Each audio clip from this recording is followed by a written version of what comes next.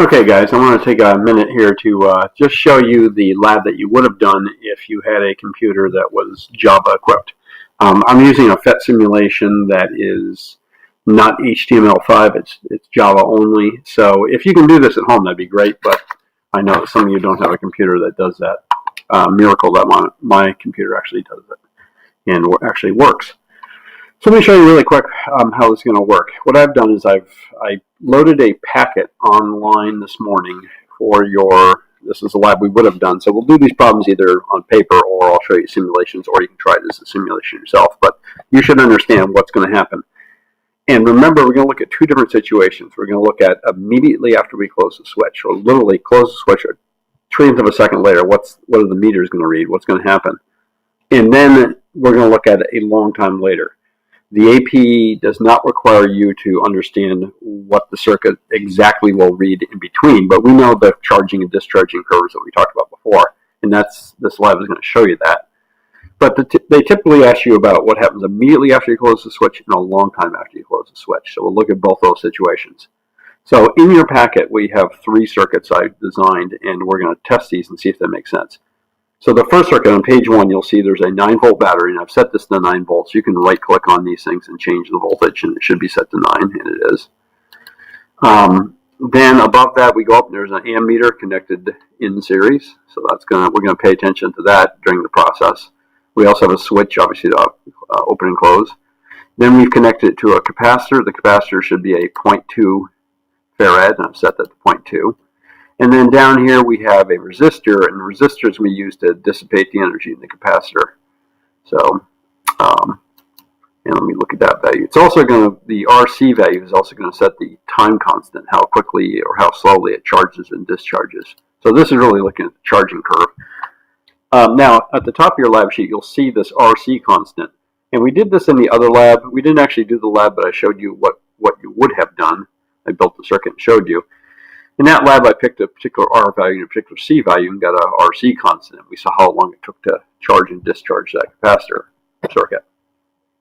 In this case, if I take the R times the C, that equals 10. And the tradition is that if you wait 5 RCs, if you wait 5 tau or 5 timing constants, then that will pretty much put the capacitor into what we call equilibrium. It will be done doing what it's going to do. So 50 seconds is essentially the same as 1,000 seconds. I think it's 99.3% of the process is done. So in this case, I'm going to set this clock up here. I'm going to reset and stop and then start. So this is, because I have this thing on pause right now, it's on pause mode. It doesn't matter if I close the switch or open the switch. It can't run. So I have the switch closed. I have the clock reset. It's ready to go. As soon as I click this button, it's going to start, the circuit's going to start operating. Now I'm going to click it and immediately click it again. So I'm going to essentially be closing the switch and opening the switch, but I'm doing it by controlling it down here. That will allow me to see what the meter readings are immediately after closing the switch, and you should be able to predict what's going to happen based upon a conversation we had in class. I'm going to put the voltmeter across the capacitor, and for some reason it's reading negatives. It's treating as if these terminals are backwards, but I'm not sure why, but it doesn't matter. So we may get negative values versus positive values for voltage, but it won't matter. So I'm going to click on this, open it, close it, or close it, then open it immediately. So ready, set, boom, boom. Now, when I did that, and again, I was probably not as fast as I could have been. I could have been click, click. You'll start to see the capacitor has started to charge. There's some charge built up on the upper plate, positive, and some negatives being driven off the battery to the bottom terminal, some electrons leaving, and leaving the top terminal, the top plate positive. You'll notice there is a little bit of charge built up, and therefore there's a little bit of voltage across the capacitor. Remember, this is 9 volts. It's going to try to do it until this becomes 9 volts. So we're definitely early on in the process of that charging curve. You'll also notice that the current has spiked. And when I run this for a long time, I want you to sort of pay attention on both these back and forth.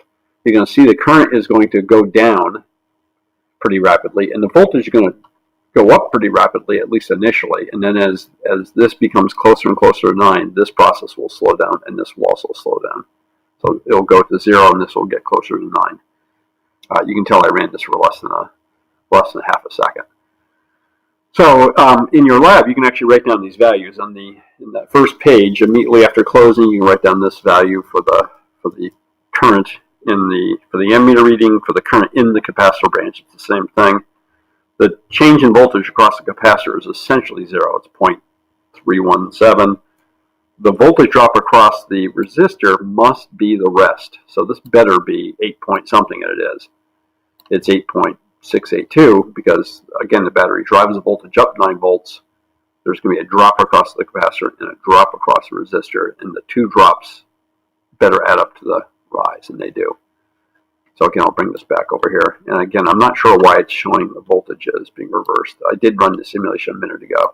Maybe that has something to do with it. But anyway, now I'm going to run this circuit. I'm going to run it for a long time. I'm going to run it for 50 seconds. So pay attention to the ammeter. It's dropping, and the voltage is rising very, very rapidly. There's a lot of change taking place. The voltage is building. The ammeter's dropping. But you'll notice that as it gets closer to 9 volts, it's going to slow down. It's slowly rolling over. So 6.6, 6.7, 6.8, 6.9, 7. The ammeter's dropping down to 0.03, 0.02, hopefully soon. Now look at this. It's going to climb, but it's going to slow down. 8, 8.1, 8.2, 8.3, 4, 8.5. And as you get closer and closer, we've only gone halfway through the cycle here. We're going for 50 seconds. You'll notice it's going to climb, but it's climbing much more slowly now. 8.8, 8.9. So you get the idea. As we get closer and closer to that 50 seconds, and I'll stop this at 50. 49, 50. So it's pretty close. We're at 50 seconds. We're at 5 tau or 5 RC. The current is essentially gone to 0, or almost 0, and the voltage is almost equal to the voltage of the battery.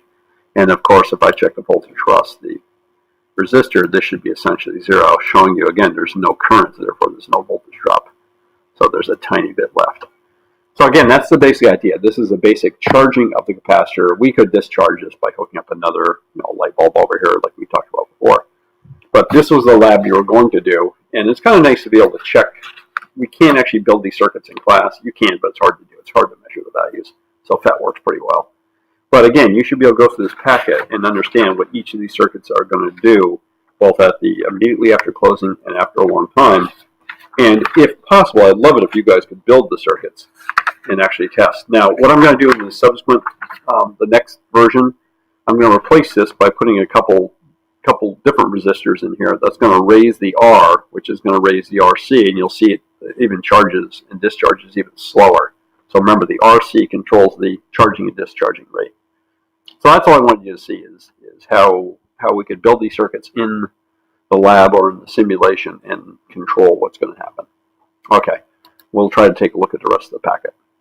Okay, let me knock this off.